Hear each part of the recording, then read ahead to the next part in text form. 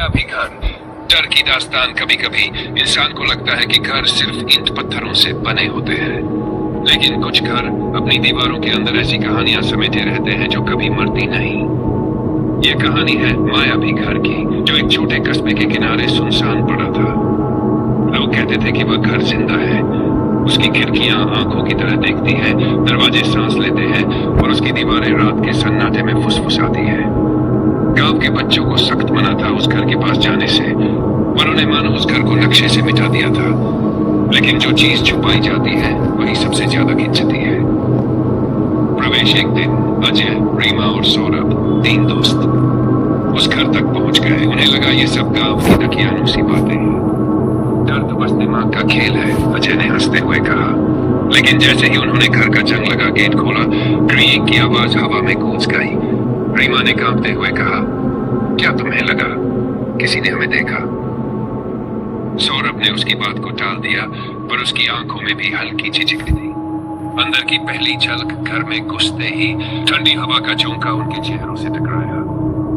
ऐसा लगा जैसे कोई अदृश्य हाथ उनके शरीर से गुजर गया हो।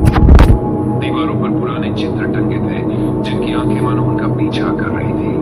फर्श पर धूल की मोटी परत जमी थी, लेकिन पैरों के निशान पहले से बने हुए थे, जैसे कोई और भी यहाँ आता रहा हो। अजय ने टॉर्च निकाली और रोशनी फेंकी। टॉर्च की किरणें पुराने झूमर पर पड़ी, जो बिना हवा के धीरे धीरे झूल रहा था। रीमा ने फुसफुसाकर कहा, यह घर सांस ले रहा है। परछाइयों का खेल। जब वे ड्राइंग रूम में पहुंचे तो कमरे के कोने से धीमी सी खरोंचने की आवाज आई। खिस खिस, जैसे कोई दीवार के अंदर से नाखून रगड़ रहा हो। अजय ने साहस दिखाने की कोशिश की, चूहे होंगे। लेकिन तभी खिड़की से चांदनी अंदर गिरी और दीवार पर एक परछाई हिली। वो परछाई उनकी नहीं थी। उसके लंबे हाथ, तेरा मेरा चेहरा और बिना आंखों का खाली गड्ढा था। रीमा ने चीखना चाहा, पर उसकी आवाज गले में अटक गई। अतीत की गूंज। सौरभ को अचानक याद आया कि उसकी दादी कुछ कहती थी, मायावी घर कभी रुकने मत जाना। वहां औरतें चीखती है, बच्चे रोते हैं और मरे हुए इंसान चलकर आते हैं। उन्होंने कहा था कि इस घर की मालकिन माया थी, सुंदर लेकिन लालच और पाप की भूखी। उसने अपने ही परिवार को मार डाला था ताकि उनकी संपत्ति अकेले हड़प सके। लेकिन मरने के बाद उसी खून से ये घर बन गया। अब जो भी यहाँ आता है वो घर का हिस्सा बन जाता है। घर का जाल। तीनों को लगा कि अब बाहर निकलना चाहिए, लेकिन जब उन्होंने दरवाजा खोला तो सामने वही कमरा था जहां से वे अभी निकले थे। उन्होंने दूसरा रास्ता लिया, सीढ़ियां चढ़कर ऊपर गए। ऊपर अंधेरा गहरा था। सीढ़ियों पर हर कदम के साथ ठक की आवाज गूंजती रही, जैसे कोई उनके पीछे भी चल रहा हो। रीमा ने पीछे मुड़कर देखा। एक औरत खड़ी थी, सफेद साड़ी, बाल चेहरे पर लटके हुए और उसके होंठों से सिर्फ खून टपक रहा था। रीमा ने चीख मार दी, लेकिन औरत गायब हो गई। बंद कमरा। ऊपर पहुंचकर उन्हें एक कमरा मिला जिसकी चाबी दरवाजे में ही लगी थी। सौरभ ने कांपते हाथों से दरवाजा खोला। अंदर अंधेरा और सड़न थी। कमरे के बीचों बीच एक झूला रखा था, जिस पर एक गुड़िया बैठी थी। गुड़िया की आंखें लाल थी और जैसे ही टॉर्च की रोशनी उस पर पड़ी, उसने धीरे धीरे अपना सिर घुमा लिया। उसकी कर्कश हंसी पूरे कमरे में गूंज उठी। खिक खिक। अब घर ने उन्हें अपने शिकंजे में ले लिया था। दरवाजे खुद बंद हो गए। खिड़कियां लोहे की सलाखों में बदल गई। हर दीवार से चीखें आने लगी, औरतों की, बच्चों की, बूढ़ों की।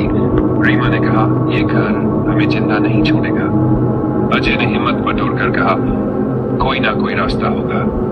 पर तभी झूमर अचानक गिरा और उसके नीचे अजय दब गया। उसकी चीख और खून की छींटें कमरे की दीवारों पर छप गई।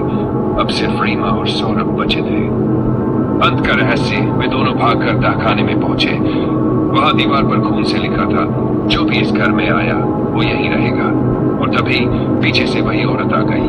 उसका चेहरा अब साफ दिख रहा था। वह थी माया। उसने मुस्कुराकर कहा, तुम अब मेरे परिवार का हिस्सा हो।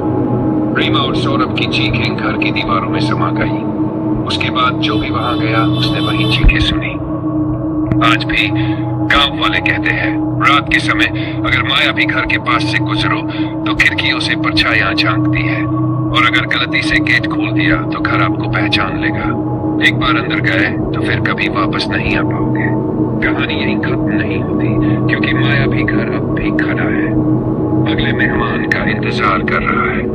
अगर आपको ये डरावनी कहानी पसंद आई हो तो प्लीज इस वीडियो को लाइक और सब्सक्राइब करना ना भूलें। और हाँ, बेल आइकन भी दबाएं ताकि हमारी अगली डरावनी कहानी आप तक तुरंत पहुंचे।